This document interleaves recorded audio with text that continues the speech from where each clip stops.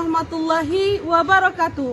Perkenalkan, saya Lusmaniarti SPD. Saya adalah pengajar mata pelajaran Sejarah Kebudayaan Islam di MTS Rodotu Rosmani, sekaligus mahasiswa PPG dalam jabatan Bat 1 tahun 2025 di LPTK UIN Fatmawati Soekarno Bengkulu dengan nomor peserta 8932 9601 43074 dan NIM 2423991537. Kali ini saya akan mempersembahkan video praktek pembelajaran uji kinerja di MTS Rodotu Rosmani Bengkulu pada kelas 7 dengan materi Khulafaur Rasyidin. Mohon saran dan dukungan dari Bapak Ibu dosen, semua demi pembelajaran yang lebih baik. Wassalamualaikum warahmatullahi wabarakatuh. Assalamualaikum. Waalaikumsalam warahmatullahi wabarakatuh. Baiklah, bagaimana kabarnya hari ini anak-anak? Alhamdulillah, luar biasa, tetap semangat, Allahu Akbar. Alhamdulillah ya. Sudah sarapan semuanya? Sudah, Bu. Ada yang belum sarapan? Sarapan semua ya. Sebelum kita memulai pembelajaran ya, alangkah baiknya kita awali dengan berdoa. Bismillahirrahmanirrahim. Alhamdulillahi rabbil alamin. Ihdinas siratal mustaqim. Rabbi firli sahli sadari bizidna ilma warzuqna fahma ya rahman Allahumma tahmana hikmatak wa syur alaina rahmatak min khazaiki rahmatik ya rahman rahimin amin ya rabbal alamin. Untuk hari ini siapa yang tidak masuk, Nak? Masuk semua, Bu. Masuk semua ya. Indonesia tanah airku, tanah tumpah darahku. Indonesia kebangsaanku, hiduplah tanahku, hiduplah negeriku merdeka, hiduplah Indonesia. Cek yang di bawah-bawah bangku atau di samping-samping, ada nggak sampah yang berserakan? Ada ya. Pagi, siang, malam, siang, pagi, siang, malam. Oke, anak-anakku semuanya. Jadi hari ini kita akan membahas tentang Khulafaur Rasyidin.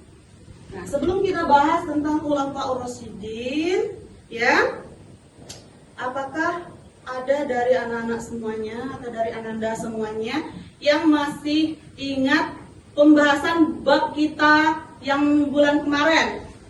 Ya, coba Nak. Perjuangan dakwah Rasulullah ke Mekah. Iya, kita membahas tentang perjuangan Rasulullah dari Mekah ke Madinah. Terus ada yang masih ingat nggak?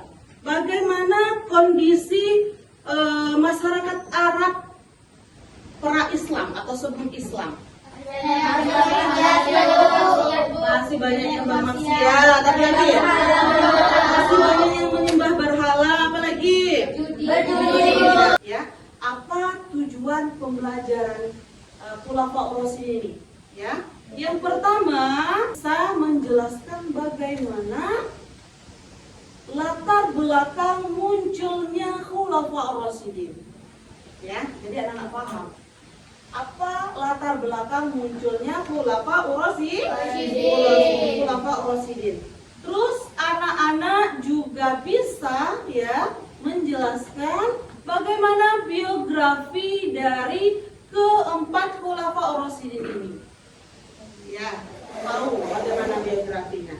Dan yang terakhir ya, anak-anak bisa menjelaskan atau mempresentasikan prestasi-prestasi yang pernah dibuat atau yang pernah dimiliki oleh Khulafaur Rasyidin. Paham? Ada nggak yang tahu apa sih yang melatar belakangi kenapa kok Khulafaur Rasyidin ini bisa muncul? Ada yang bisa jawab? Ayo, Bapaknya Nabi Muhammad. Setelah wafatnya Nabi Muhammad. Jadi salah satu yang melatar belakangi munculnya Khulafaur Rasyidin ini adalah karena setelah Nabi Muhammad wafat atau meninggal, tidak ada lagi pemimpin. Jadi suasananya pada waktu itu ya Rasulullah pun belum sempat memberitahu siapa yang akan menjadi pemimpin setelah dia, ya kan? Ya. Sehingga setelah perebukan terjadi, setelah musyawarah dari para sahabat, sehingga siapa orang yang pertama menggantikan perjuangan Rasulullah? Abu Bakar As-Siddiq adalah orang yang diberi petunjuk oleh Allah untuk menggantikan Rasulullah. Ada berapa tadi Khulafaur Rasyidin? Ada. Pertama siapa? Yang kedua siapa? Umar bin? Yang ketiga siapa baru? Yang keempat? bin Abi Thalib. Assalamualaikum warahmatullahi wabarakatuh. Khulafaur Rasyidin, penerus perjuangan Nabi Muhammad SAW dan Ali bin Abi Thalib.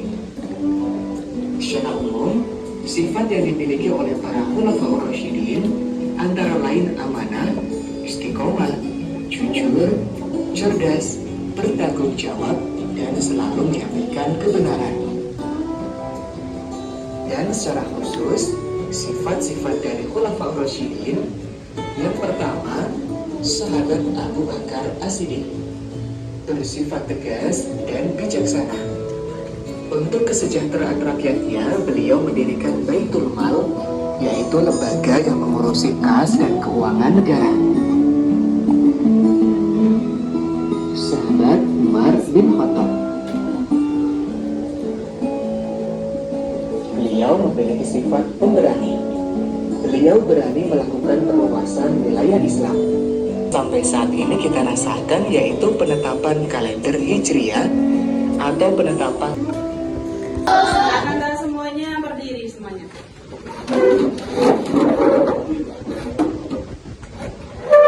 Siapa suka hati tepuk tangan. Siapa suka hati, mari kita lakukan. Siapa suka hati tepuk tangan. Siapa suka hati lentik jari. Siapa suka hati lentik jari. Siapa suka hati rentak bumi. Siapa suka hati rentak bumi. Oke, semuanya.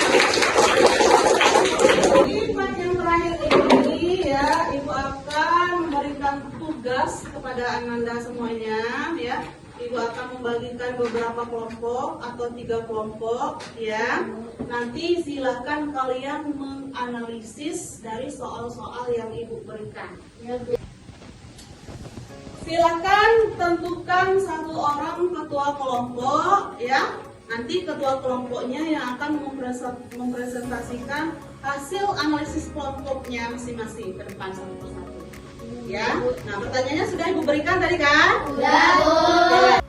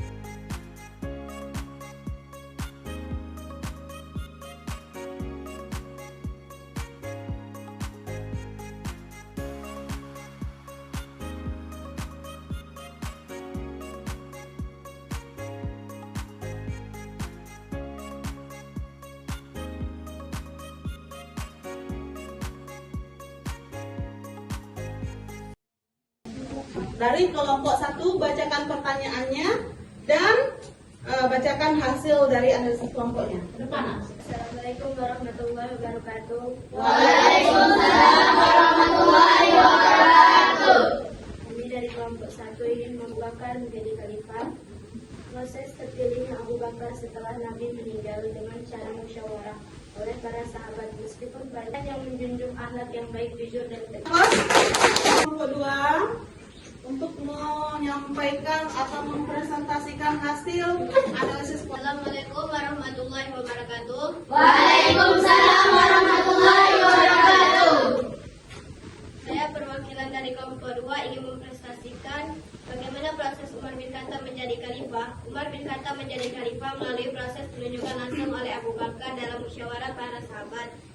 Apa hikmah yang bisa diambil dari materi Khulafaur Rasyidin? Semangat berjuang dengan cara belajar yang rajin di rumah dan di sekolah. Oke. Dari kelompok 3 ingin membacakan tugas yang diberikan oleh Ibu Rusma. Soal yang pertama, bagaimana proses Utsman bin Affan menjadi khalifah? Yaitu adalah Utsman bin Affan menjadi khalifah dengan proses bermusyawarah yang dibentuk oleh Khalifah Umar bin Khattab. Kedua adalah kepemimpinan yang adil dan bijaksana, menanamkan jiwa yang selalu adil dan toleransi dalam kehidupan sehari-hari. Aplaus untuk semuanya. Jawabannya bervariasi ya, apalagi mengenai hikmah yang dapat kita ambil ya dari mempelajari.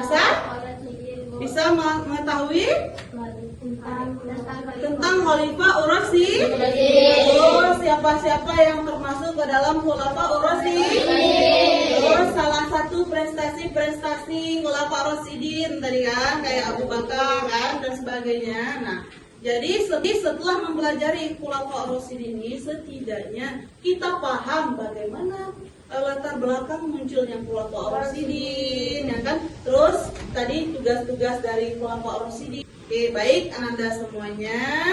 Di part yang terakhir ini, bagaimana perasaannya setelah belajar? Bahagia. Seru ya. Bisa menambah ilmu ya setelah mempelajari. Oke, sampai di sini dulu ya perjumpaan kita. Minggu depan kita lanjut lagi ke submateri berikutnya ya. Ada pertanyaan nggak? Ada yang mau ditanyakan? Tidak ada? Kalau tidak ada ya, Ibu selaku yang mengajar hari ini, Ibu mohon maaf jika ada kesalahan.